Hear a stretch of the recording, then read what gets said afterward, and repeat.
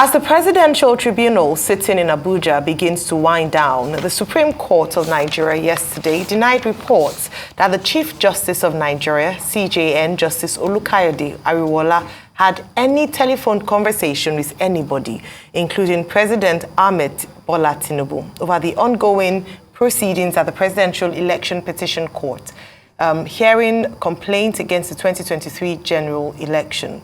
However, to improve the electoral process in Nigeria, the Independent National Electoral Commission has begun the review of its logistics arrangement for the conduct of the recent 2023 general election.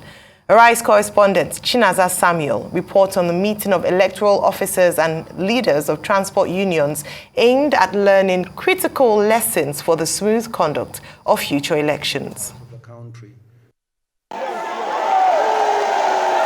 The 2023 general elections may have been concluded, but the critical challenges faced during the conduct of the exercise are yet to be resolved. While the outcome of the polls is being contested in various courts, the electoral body INEC appears to be putting its house in order.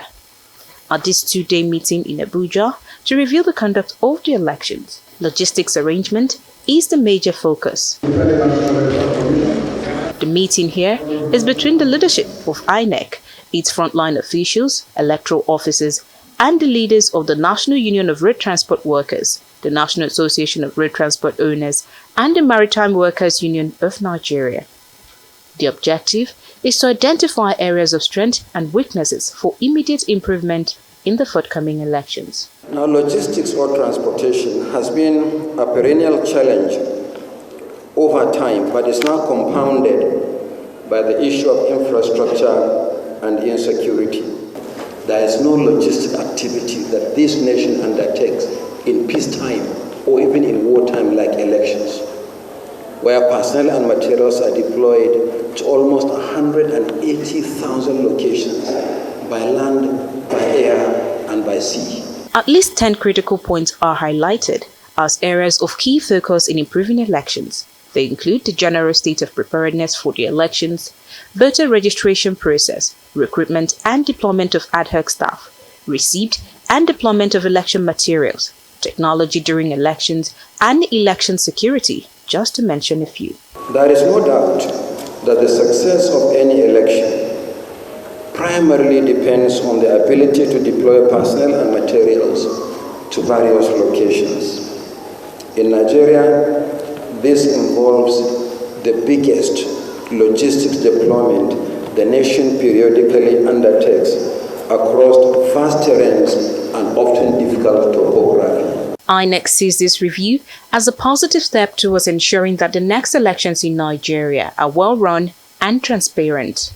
It plans to hold more engagement with internal and external stakeholders. But with 3 off-cycle elections scheduled for November this year, Nigerians are eagerly awaiting to see the electoral body put to good use the lessons it claims to have learned from this exercise. Chinaza Samuel, Arise News. Joining us now from Abuja is Dr. Sam Amadi, a fellow of the Society of Project Management and Development Professionals International and a public affairs analyst. Good morning, Dr. Amadi. Good to have you on the show this morning.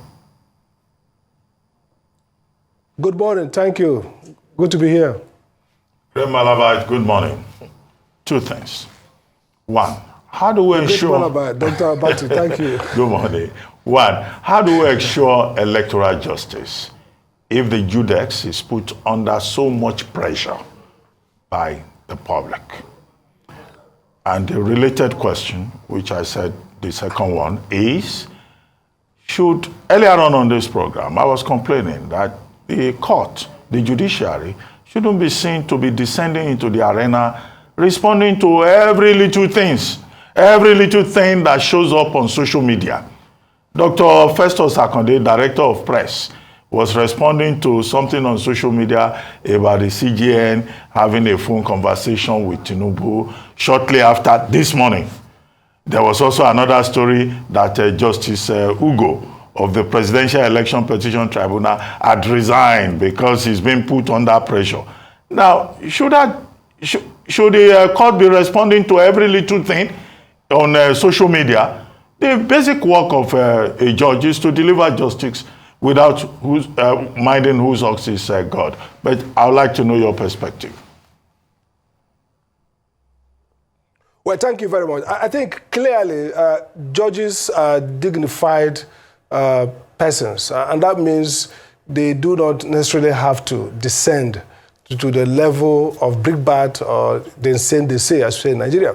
But again, like Professor Robert Dell said many years ago in his article, the Supreme Court as a political institution, he argues that the Supreme Court particularly and the courts are not just legal institutions, they are now political institutions to the extent that they are required to determine political questions in society. So they have to measure the barometer of society. All this fake news and all this heckling suggest that there is certain perception in the public domain.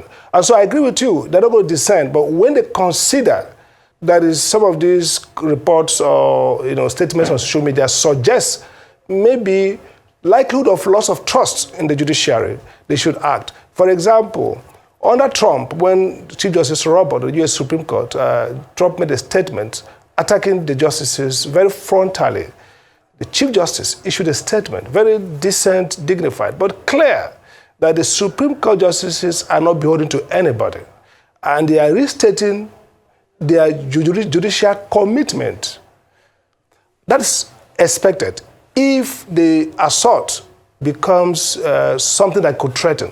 Again, if you look at the Afrobarometer measure of 2023, about 70% of Nigerians said that they have little trust in the judiciary or none at all, compared with INEC 75%. That was before the election.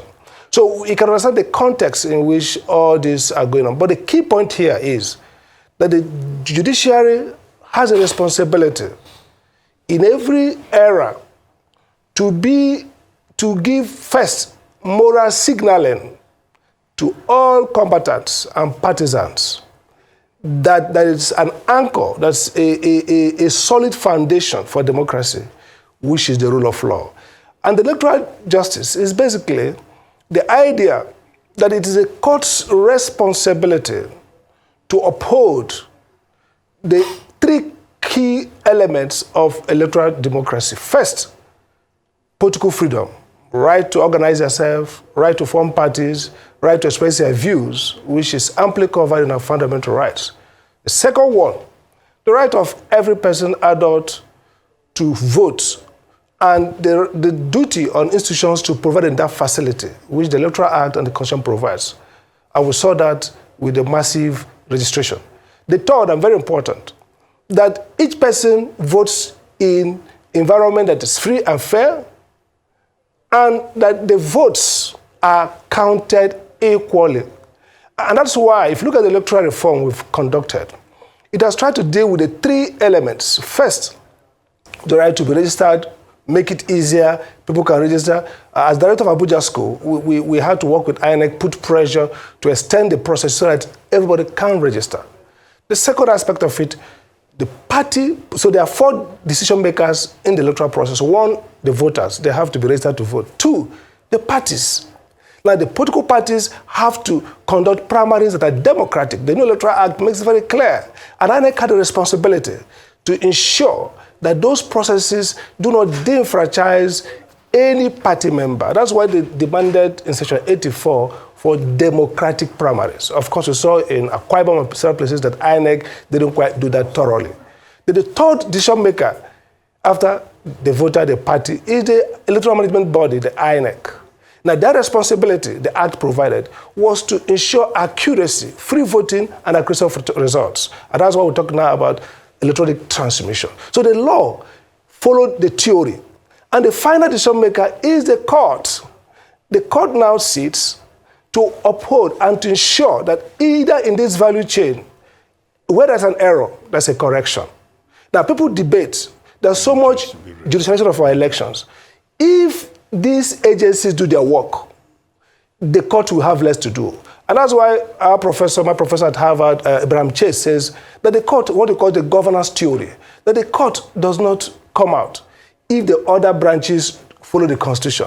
But where they fail, the court has the right to govern, to step in and says, you guys got it wrong. So what we expect now, at this stage now, is that the court should be allowed to do their work. The rumor about the judge leaving or resigning is actually could be a tactic to frighten the court and create a statement. Imagine if a judge resigns and you have to go de novo, go back to trial, and the Constitution has a window of 90 days for everything. And so you get to a point where the right to electoral justice will be truncated through managerial manipulation. And so what we need at this point is for the Nigerian people to give the court, the justices of Presidential Tribunal and the Supreme Court ultimately, the full backing, and to make it clear that the court exists at every epoch to save society. Think about the Dred Scott cases. Think about during the time of racism, segregation. Each time, what stopped massive violence is the courage of the judiciary to first moral signaling, signal to everybody that there are fundamentals in our laws, fundamentals about who is qualified to run an election. The courts are not going to be there to paper over. I watch the tribunals across the country. Governors, maybe Enugu, look at it. I think somewhere now I'm hearing about Plateau. I'm hearing about KB, where there are serious issues around certification. Now think around democracy and development. People talk about China. They say China is not a democracy. But what is clear is China has regularity. The rules are followed. Investors have confidence that there's legitimacy of succession, who succeeds who. The process is followed through, nobody truncates it. And each time in the history of China, whether the Gang of Four or whether with Chairman Mao, where there is a departure from those conventional understanding about society, you see disruption and stagnation. So I think that we shouldn't lose sight that as long as electoral justice is compromised, and it's namely that first, people who are constitutionally qualified to run elections to run an election. I'm so really worried about the spate of fraudulent certificate questions. I mean, last night we heard about DSS countermanding Youth Service NYC in Enugu case.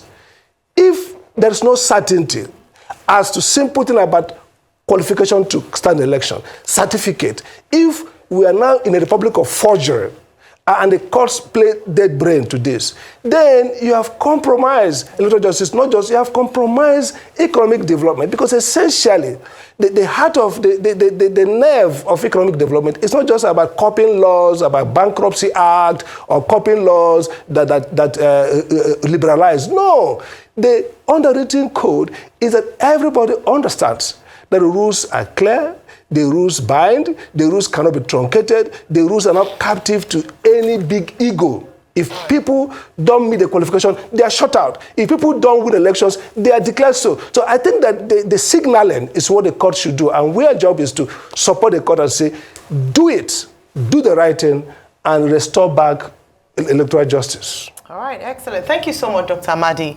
Just because of our time, I would still like for you to comment on the report done by Chinaza Samuel with regards to the post-election review being done by INEC, chaired by Professor Mahmoud Yakubu, where they talked about logistics. Obviously, we had monitored the election process. We had talked about some of the challenges that INEC encountered, which also forms part of the case before the presidential election petition courts. What are some of the lessons for INEC? Because it seems as if, despite several post-election reviews, we still have the same kind of challenges rear up during election cycles. What are some of the key takeaways from the last elections? I think first, every election will have logistic shortcomings because of project management capabilities that we don't have in this country, or don't have enough capacity. But the real thing that INEC always skips is the integrity failure. That's the critical thing. Look, people were not going to break their head. People were not going to go to court. Have you seen, look at the electoral cases, look at the cases in court. None of them is about voting started 30 minutes after schedule. Nobody really goes to court to challenge, logistic failures. What you go to court is, the votes was 40 for A, 80 for B. INEC and the officials changed it and put That's what you're going to hear. The key thing INEC is not addresses integrity failure. For example, the Act says you have the power to disqualify. Why will you allow somebody who has fake certificate to process? You have all the time. You are doing consultation, meeting with a road transport union. Why not first do that? If you look at the US, anywhere in the world, you file your intention to contest election. The regulator use that intention to do a probe, tell the public. And when people say this person has no qualification or didn't do that, the regulator excludes you. Now, INEC will play dead brain, flood the whole place with people who are not qualified, fake results everywhere, fake certificate. Then after election, they start between with road transport worker. Look, the key missing thing in this election was failure of integrity that was either deliberate or based on ignorance. In 2019, in this Arise, we debated it and said, INEC is more of a regulator. You cannot do election where you now outsource every of these crises to the courts. You have simple things you can establish. Who is qualified to run? That's the beginning. Who has the papers to run? Who has made wrong entry? Who has not filed his papers within the time allowed? Those things are strict liability. You exclude them, election continues. So INEC bungles everything deliberately and then starts a showboating. You know, meet with road transport worker, meet with garage sellers, meet with newspaper printers. That's not the job. The real thing that is at stake in this election is integrity. And integrity is critical to economic development, to democracy. You cannot surrender the regulatory power of the state in order to allow few individuals access power and achieve their political ambition. The country, at a moment like this, we need clarity. And that's why the courts now have to step in to second-guess INEC, disregard INEC's error, and restate back the integrity of rules, and restate back the constitutional requirement for qualifications and for declarations and for every writing across all the tribunals. We have to save this country. You know, that's what they call the theory of decay. So Jared Diamond of Columbia wrote about it. It's like a slippery slope. A country begins to go down because the elites overlook critical moral failures. That moral clarity is what we need at this point. To say, look, the republic is more important than anybody's political interest. And if we don't do that, we're going to see the rise of criminal networks. You see judges disappear on the streets. You see now they are trying to force judges to resign in order to create stalemate. We are getting to a dangerous direction, and we need the people to support the court to stand up and save the republic. Well, on that note, we'd like to thank you very much, Dr. Sam Amadi, great Malabite, for joining us on the morning show. Thank you very much indeed for your insights.